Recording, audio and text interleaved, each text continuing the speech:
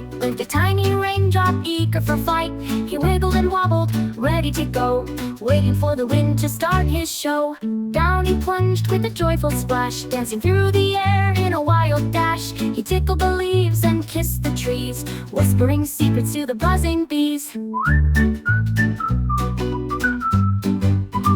He splashed in puddles, so cool and wide, and raced with his friends on a watery slide. Together they giggled, together they spun. Playing in the rain was so much fun. But then the sun peeked out to play, and the raindrop felt he'd fade away. He waved goodbye to the flowers and trees, as the warm sun dried him with gentle ease.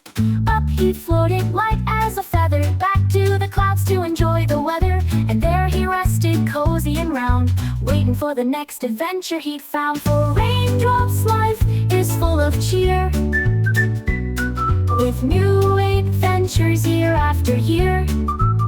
So when you see raindrops begin to fall, remember their journey and enjoy it all.